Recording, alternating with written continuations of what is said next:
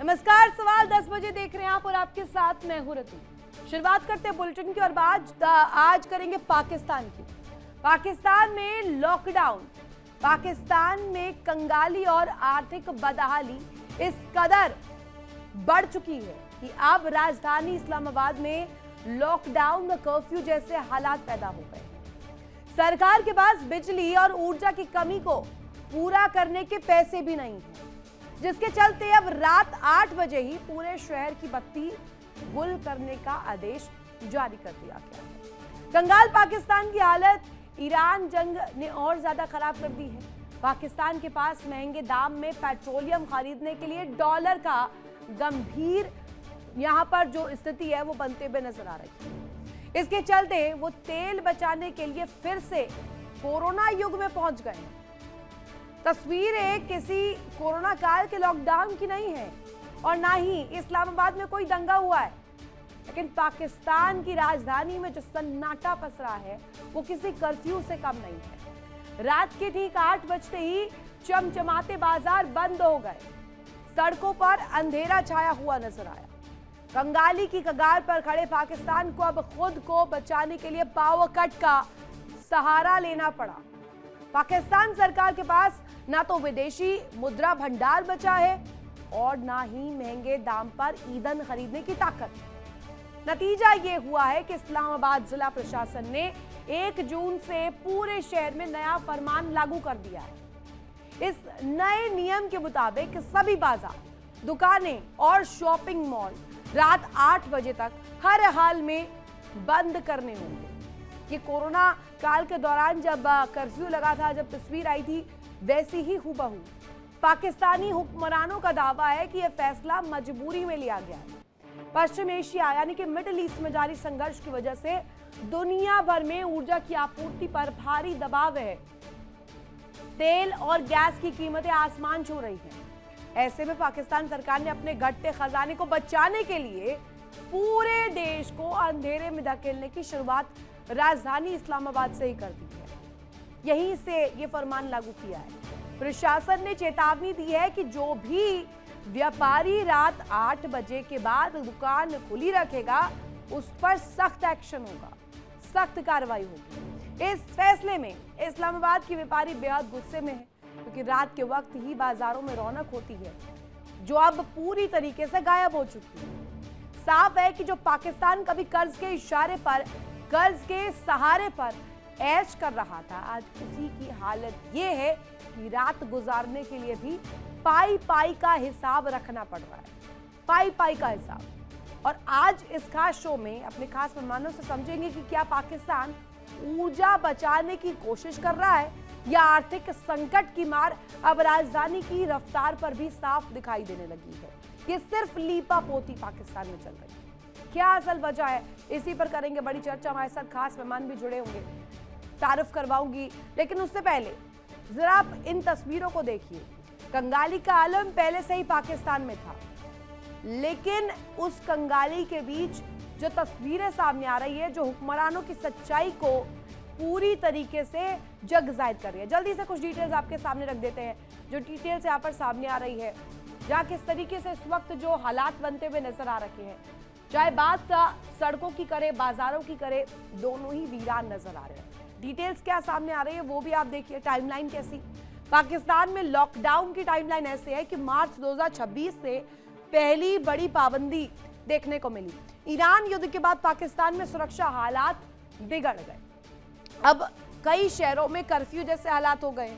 साथ ही साथ आपको बता दें कि शहरों के जो तस्वीर है, संवेदनशील इलाकों की बात करें तो सेना की तैनाती वहां पर की गई है, बाकायदे क्रॉस चेक करने के लिए कि जो फरमान दिया गया है, जो नियम दिया गया है, वो फॉलो हो रहा है कि नहीं। पहली बड़ी पाबंदी ये थी। अप्रैल की बात कर लेते हैं, दूसरी बार लॉकडाउन जो है वो लगा। इस्लामाबाद में और प्रमुख शहरों में हाई सिक्योरिटी लॉकडाउन एक्टिव किया गया। इसके बाद साथ ही आपको बता दें कि दूसरी दफा जब लॉकडाउन लगा, सड़कें सील नजर आई, परिवहन ठप नजर आया, ट्रांसपोर्टेशन पूरी तरीके से लॉक्ड नजर आया, दफ्तर बंद थे, बाजार बंद थे। पूरी तरीके से जो कोविड की तस्वीर थी वो वापस नजर आई। 10 से ज्यादा दिनों तक लॉकडाउन जैसे हालात बने रहे। इसके बाद मई की बात कर लेते हैं। अस्थायी राहत मिली, हालात कुछ हद तक सामान्य हुए, थोड़े से बेहतर हुए, लेकिन उसके बाद की तस्वीर आप देखिए। बाजार और ट्रांसपोर्ट आंशिक रूप से खुले, लेकिन इस अस्थायी राहत का अब वहां की आवाम सवाल कर रहे हैं कि कब तक रहेगा। सुरक्षा एजेंसियों की निगरानी जारी रही मई के महीने में। तीसरी बार बात कर लेते हैं जून की, जब तीसरी बार पाबंदियों की वापसी होती है। 1 जून से पाकिस्तान सरकार ने फिर आदेश दे दिया, फिर फरमान दे दिया कि आप फिर से दुकानों को बंद कर दीजिए, फिर से बाजारों को बंद कर दीजिए। बाजार, दुकान, शॉपिंग मॉल 8 बजे के बाद बंद रहेंगे। ऊर्जा संकट और क्षेत्रीय तनाव पर फिर से जो हालात है, जो टकराव है, वो बढ़ता हुआ नजर आया। इसी पर बड़ी चर्चा हम करेंगे। हमारे साथ खास मेहमान जुड़े हुए हैं। ग्रुप कैप्टन आशीष साय सर हमारे साथ कनेक्ट है, साथ ही दामोदर सिंह, भू राजनीतिक विश्लेषक, हमारे साथ कुछ ही पलों में जुड़ेंगे। करोड़ी सर हमारे साथ कनेक्ट है, विदेश मामलों की जानकार है। सबसे पहले साय सर, ये बर्बादी का जो ये काउंटडाउन है, घड़ी की सुई टिक टिक टिक टिक पाकिस्तान में कर रही है, और ये बर्बादी का आलम शुरुआत इस्लामाबाद से हुई है।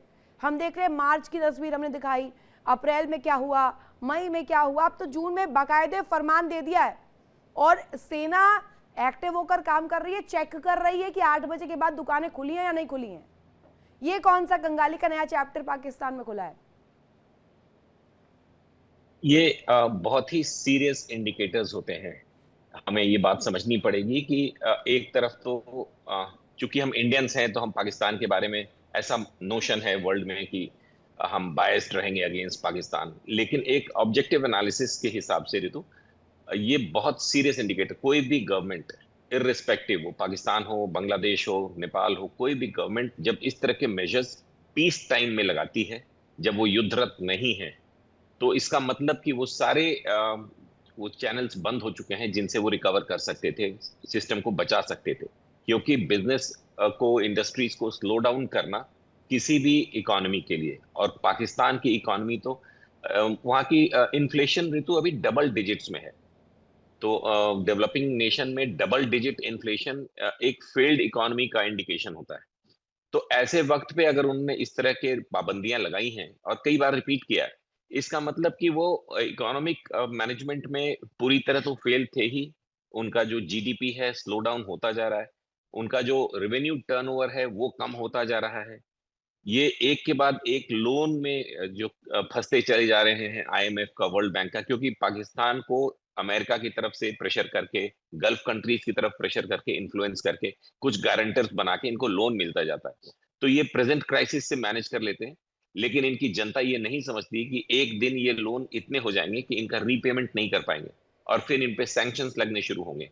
एफएटीएफ में ऑलरेडी एक बार ग्रे में जा चुके थे, फिर जाने के चांसेस। साहिर सर बात करो, पाकिस्तानी पैनलिस्ट भी कई जुड़ते हैं जब बातचीत करने के लिए, वो तो ऐसा लगता है कि एक मिसाइल उनकी सेना मारेगी, दूसरी मिसाइल उनकी जबान से निकल कर आता है। हर दफा एक बयान के बाद भारत पर मिसाइल मारने की क्षमता रखते हैं, आतंक फैलाने की क्षमता रखते हैं, लेकिन जनता के लिए चीजों को, रिसोर्सेज को मुहैया नहीं करवा पा रहे हैं। इसको इंटरनेशनल पॉलिटिक्स में देखें, 2-3 चीजें हैं। एक, पाकिस्तान को बहुत मेजर पावर्स ने लगातार यूज किया है। हम और पाकिस्तान एक साथ फ्री हुए थे, और किसी भी इंडिपेंडेंट एनालिस्ट से पूछिए कि इकोनॉमिकली, मिलिटरली, सोशली दोनों कंट्रीज में कोई बराबरी है, ये हमारे कहने से ना माने। आप हमारा ग्रोथ रेट देख लें, 7% है। आप हमारे जीडीपी 7% है, हमारा इन्फ्लेशन 3%, 3 से 4 के बीच में होता है। जो हमारे यहाँ इकोनॉमिक वेलफेयर हम देख रहे हैं चारों तरफ, पर कैपिटा इनकम जिस तरह से बढ़ी है, हमारे इंटरनेशनल डेट्स, हमारा फॉरेक्स, फॉरेन रिजर्व्स जिस तरह से बढ़ा है, हमारा गोल्ड जिस तरह से हमारे पास आया है वापस, कोई बराबरी नहीं है। तो इसके लिए कई बार ऐसा लगता है कि पाकिस्तान से हम कंपेयर ही क्यों करते हैं। तो चलिए आज हम सिर्फ पाकिस्तान की बात कर लेते हैं। फेल्ड नेशन क्यों है ऋतु? क्योंकि सिर्फ इकोनॉमिक्स नहीं, एक अकेला कंट्री है जो बलूचिस्तान, जो कि उनका अपना प्रोविंस है, उसको लेके एब्सोल्यूट टर्मोइल है, जबकि बलूचिस्तान बहुत बड़ा प्रोविंस है। 30 to 40% of Pakistan is Baloch. उसके बाद अफगानिस्तान के साथ इनकी जितनी बॉर्डर है उस पर तालिबान, जो इनके अपने बनाए हुए हैं, उन्होंने जो कर रखा है। उसके बाद अमेरिका जिस तरह से इनको यूज कर रहा है, और आपको ये पता होगा, आपके दर्शकों के लिए, अमेरिका में लॉबिस्ट होते हैं जो कि वहां की कांग्रेस के मेंबर से पाकिस्तान की जो लीडरशिप है उनका लिंक कराते हैं। ये ऑफिशियल होता है, उसके लिए ये पैसे खर्च करते हैं। अपने पास खाने के पैसे नहीं है, सऊदिया से पैसे लेके यूएई के पैसे वापस करते हैं। It's absolutely failed state. ये सिर्फ नहीं, पर ये इस्लामाबाद, फेल्ड इनका रावलपिंडी। सिस्टम हुआ है, फेल्ड इनके हुक्मरानों का कॉल हुआ है, या डिसीजन मेकिंग पावर हुई है, या ये यूं कह दें कि सीधे तौर पर कुछ ऐसे हुक्मरान जो हैं जिनकी वजह से ये स्थिति बनी है कि वो आतंकवाद को ज्यादा बढ़ा रहे हैं। करोड़ी सर हमारे साथ कनेक्ट है। सर ये मुझे बताइएगा, समझाइएगा, आतंकवाद का एक्सपोर्टर जब जब जिक्र होता है तो पाकिस्तान अव्वल नंबर पर आता है, और जब जब बात की जाती है मुनीर और शहबाज की तो एक व्यापारी के रूप में झोला उठाए कभी तेहरान, कभी कतर, कभी यूएई चक्कर काटते रहते हैं, अपने देश के इकोनॉमी के लिए लगातार बात करते हैं, कभी पासनी पोर्ट की डीलिंग करा लेते हैं, कभी गधे बेचते हैं चीन को। लेकिन इसके बावजूद भी अभी ये हालात बन गए कि कोविड से भी बुरे स्थिति में पहुंच गए। देखिए ऋतु, निश्चित रूप से पाकिस्तान की आर्थिक स्थिति अच्छी नहीं है, लेकिन क्या हम इसको फेल्ड सिस्टम या फेल्ड स्टेट कहेंगे? वो स्थिति नहीं आई है और नहीं आएगी। ये नहीं है कि वो फेल्ड स्टेट हो जाएगा। ऋण की दृष्टि से देखें तो अमेरिका पे सबसे ज्यादा ऋण है, तो अमेरिका से लेके पाकिस्तान तक, जापान तक कोई देश ऐसा नहीं है, एक भी देश ऐसा नहीं है जिसपे ऋण नहीं हो। लेकिन उस ऋण लेके हम किस तरीके से यूज करते हैं, उसको किस तरीके से उसको हम इनकम जनरेटिंग बनाते हैं, तो वो उस पर डिपेंड करता है। अगर आप ऋण लेके हाउस कीपिंग पे लगाएंगे तो आपकी अर्थव्यवस्था खराब होगी। अर्थव्यवस्था खराब होने से फेल्ड स्टेट नहीं हो सकता। उसके दो कारण हैं। एक तो घरेलू कारण है, और घरेलू में पाकिस्तान के आवाम को इतना डिवाइड कर रखा है कि वो यूनाइट नहीं हो सकता पाकिस्तान की सरकार के अगेंस्ट में, सिस्टम के अगेंस्ट में। मध्यस्थ ना सर, मध्यस्थ, इसलिए पूछा जा रहा है कि सिस्टम फेल कैसे हो गया। एक मध्यस्थ देश ऐसा होता है क्या जिसके पास खुद पेट्रोल नहीं है, जिसके पास खुद आवाम को देने के लिए बिजली नहीं है, पानी नहीं है, अन्नदाना नहीं है, रोजगार नहीं है? देखिए ऋतु, मध्यस्थ का सवाल तो अलग है। वो तो अमेरिका ने क्यों एक्सेप्ट किया, ईरान ने क्यों एक्सेप्ट किया, वो एक सेपरेट डिबेट हो सकती है अपनी। लेकिन अभी तो अपनी ये कह रहे हैं कि क्या पाकिस्तान फेल्ड स्टेट होगा, तो आवाम इकट्ठा हो गया, हार्डशिप्स होंगी, आवाम की बहुत परेशान होंगे, लेकिन ऐसा कोई आंदोलन नहीं कर सकते वो पाकिस्तान के सिस्टम के अगेंस्ट में, या पाकिस्तान की सरकार पे दबाव नहीं बना सकते कि वो सिस्टम को सही तरीके से रीडिजाइन करे। उसको पूरी तरह से विभाजित कर रखा है, जैसे डिवाइड एंड रूल की पॉलिसी हम कह सकते हैं। दूसरा यह है कि पाकिस्तान में सेना की भूमिका है वो बहुत महत्वपूर्ण है, और वो इतनी महत्वपूर्ण है कि इमरान खान के साथ जिस तरह से अमेरिका की सह पे सेना ने हटवाया, और फिर पिछले चुनाव में किस तरह से इमरान खान की पार्टी को, इमरान खान को चुनाव लड़ने के लिए भी इनएलिजिबल कर दिया है, तो आंतरिक स्थिति ऐसी है कि कोई बहुत बड़ा आंदोलन नहीं होगा। बाहर ये है कि अमेरिका और चीन दोनों ये चाहेंगे कि पाकिस्तान में स्टेबिलिटी रहे। दोनों के अपने अपने रीजन अलग हैं। चीन इसलिए चाहेगा कि चीन का इन्वेस्टमेंट बहुत है, और अगर पाकिस्तान में क्योस होता है तो चीन का इन्वेस्टमेंट डूबने का खतरा रहता है। तो चाइना तो कभी नहीं चाहेगा। अमेरिका क्यों नहीं चाहेगा? कि अमेरिका का प्रभाव आज से नहीं, पाकिस्तान जब से बना है तब से अमेरिका की झोली में पाकिस्तान रहा है। अमेरिका ने जो चाहा निर्णय लिया है, हम इसको क्लाइंट स्टेट कहते रहे हैं। और अब पाकिस्तान की स्थिति यह है कि पाकिस्तान के प्राइम मिनिस्टर के बेटे और ट्रंप के बेटे ने जॉइंट बिजनेस शुरू कर लिया है, और अब बलूचिस्तान में जो मिनरल्स हैं उन पे वो अमेरिका को अलाउ कर रहे हैं। तो अमेरिका नहीं चाहेगा कि इनस्टेबिलिटी हो, जब बाहर की फोर्सेज नहीं चाहेंगे कि इनस्टेबिलिटी हो, और अंदर की जो आवाम है उसको पूरी तरह से डिवाइड कर रखा है। तो ऐसी स्थिति में ये थोड़ा सा केओटिक रहेगा, लेकिन पूरी तरह से कोलैप्स होगा स्टेट या सिस्टम, वो मुझे नहीं लग रहा है। दूसरा यह है कि एक ब्रदरली एटीट्यूड के नाम से, या जो इस्लामिक देश हैं उनको भाई भाई कह के वहां से और पैसा भी मिल सकता है पाकिस्तान को, तो वो अर्थव्यवस्था को भी सबसे अहम कड़ी है कि और भी पैसा मिल सकता है, चाहे कतर के माध्यम मिल जाए, यूएई से मिल जाए, सऊदी से मिल जाए, और भी कई स्कोप्स है। पाकिस्तान तो कटोरा लेकर रेडी रहता है, जहाँ चले जाए वहाँ से भीख थोड़ी सी मिल जाए। हमारे साथ दामोदर जी जुड़ गए हैं। दामोदर जी, ये मुझे समझाइएगा कि सड़कें इस वक्त इस्लामाबाद की पूरे सन्नाटे में नजर आ रही है, वीरान है सड़कें, ना पेट्रोल है ना पानी है, पानी भी भारत ने बंद कर रखा है, उनके पास ना तेल है ना गैस है, ना आर्थिक तौर पर वो मजबूत है कि अपनी आवाम को रिसोर्सेज मुहैया करवा पाए। तो ये हालात बने हैं, बनाए गए हैं, या अभी भी जनता को चला जा रहा है? प्लीज अनम्यूट कीजिएगा दामोदर जी। ऐसे हालात का जो उनको भविष्य उनको दिख गया था उनके प्रधानमंत्री को, इसीलिए उन्होंने करीब 1-1.5 महीने पहले कई सारे आर्थिक प्रतिबंध, कई सारे मूवमेंट्स, रिस्ट्रिक्शंस लागू किए थे, कई सारे इंस्ट्रक्शंस दिए थे अपनी गवर्नमेंट को। लेकिन एक चीज जो उनको पता थी कि शायद एक उम्मीद थी उनको कि अगर ईरान और अमेरिका के बीच में कोई समझौता पाकिस्तान की धरती पे होता है तो यहाँ उनको कुछ आर्थिक मदद मिलेगी, जो कि फेल हो गया। और अमेरिका ने भी डांट लगाई और ईरान तो निकल गया उस समझौते से। तो यहाँ पर भी उनका काफी खर्चा हो गया और मुझे तो हैरानी होगी कि उस होटल का बिल अब क्या हुआ, पे हुआ कि नहीं हुआ होगा। लेकिन इन सारी चीजों के बाद पाकिस्तान को कुछ भी हाथ नहीं लगा सिवाय किरकिरी किया। वो आसिफ मुनीर दौड़ दौड़ के ईरान जा रहे हैं या कहीं भी जा रहे हैं, बस एक जद्दोजहद चल रही, कैसे भी समझौता वो कराने में सफल हो जाए जहां से अमेरिका से उन्हें कुछ फंडिंग मिल जाए और ईरान से फेवर मिल जाए। ये भी उनके हाथ नहीं लगा। अब ले दे के उनकी जो इकोनॉमी है ऑयल पे, जो जितना भी भारत जैसी क्षमता तो है नहीं उनके पास, ना रिजर्व है ना उनके पास कोई इतना बड़ा डेवलपमेंट है कि ईवी व्हीकल्स या ये कहीं भी पाकिस्तान पे अभी नजर नहीं आते। तो इन हालात में पाकिस्तान की जो हालत है वो बिल्कुल पूरी तरह खराब है। और जिस तरह से 50% से अधिक रिस्ट्रिक्शंस लगाए उन्होंने अपने गवर्नमेंट व्हीकल्स के मूवमेंट्स पे, जितने भी पब्लिक व्हीकल्स हैं उन सब के मूवमेंट्स में, तो निश्चित तौर से जनता बहुत ज्यादा सफर कर रही है। और मुझे लगता है कि अगर ईरान और अमेरिका युद्ध चला कुछ दिन तक तो हो सकता है पाकिस्तान में गृह युद्ध जैसे हालात बन जाए। ऊपर से टीटीपी उन्हें जीने नहीं दे रहा है। सबको पता है अभी ऑलरेडी एक सुसाइड बॉम्ब ब्लास्ट हुआ उनकी ट्रेन के ऊपर। तो जितने भी हालात अभी पाकिस्तान में संभाले नहीं जा रहे, और इमरान खान की जो हालत है वहां पे सबको पता है। कहने के लिए इन्होंने अपनी गवर्नमेंट को बना रखा है कि एक डेमोक्रेसी है, लेकिन सबको पता है कि पाकिस्तान क्या रहा है इस समय। आसिफ मुनीर को जब से उन्होंने फील्ड मार्शल बनाया, फील्ड में इनकी सारी चीजें खराब नजर आ रही है, कहीं पर भी कुछ भी डेवलपमेंट नहीं वो वाली बात हो गई कि खुद के लिए अन्नदाना पानी नहीं और मुंगेरी लाल के हसीन सपने पाल रहे हैं। बड़ी खबर इस बीच पाकिस्तान में व्यापारिक पाबंदियों को लेकर के बड़ा बवाल भी नजर आ रहा है। व्यापारियों ने देशव्यापी आंदोलन की सख्त चेतावनी दी है।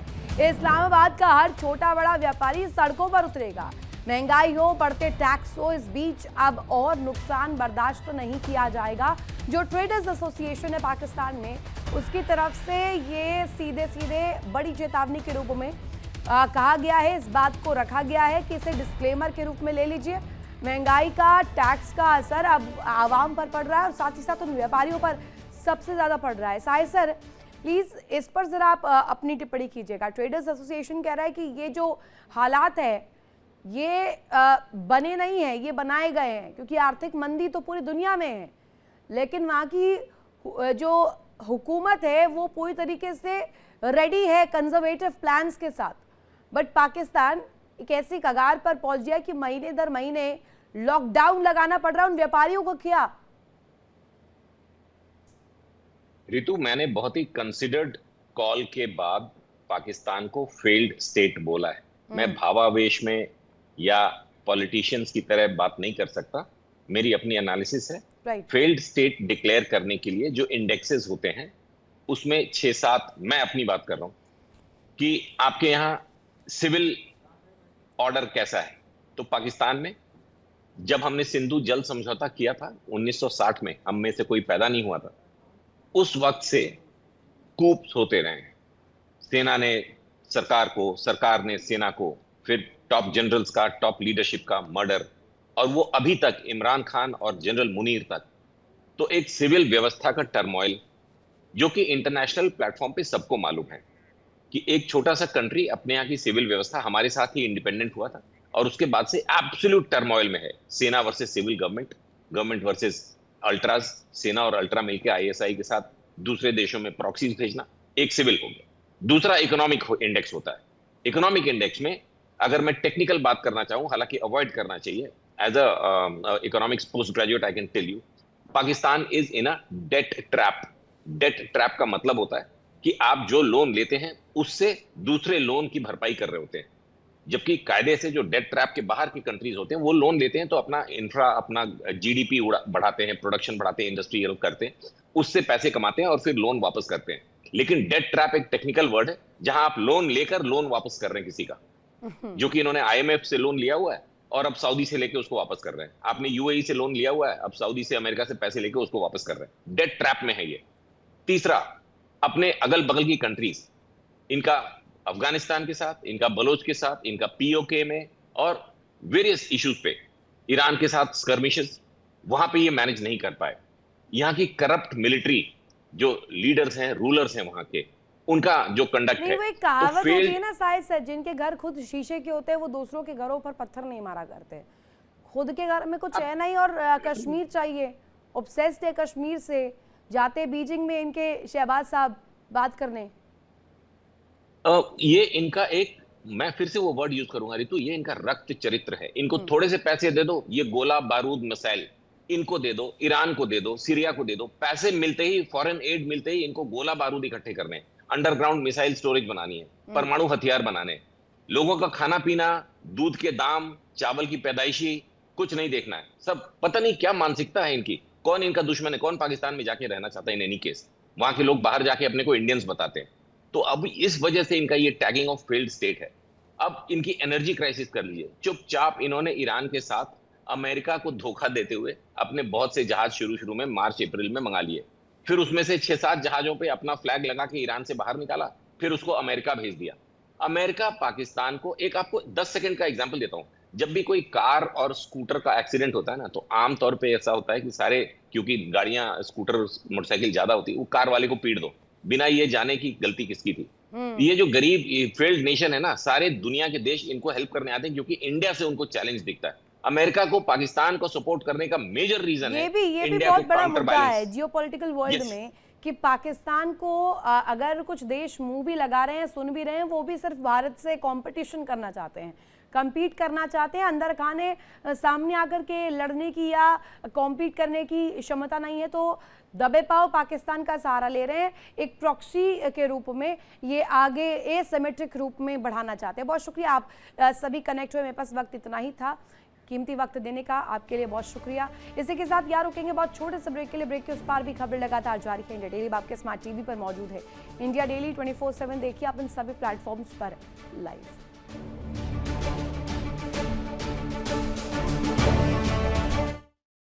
देखिए इंडिया डेली 24/7 अब आपके स्मार्ट टीवी पर।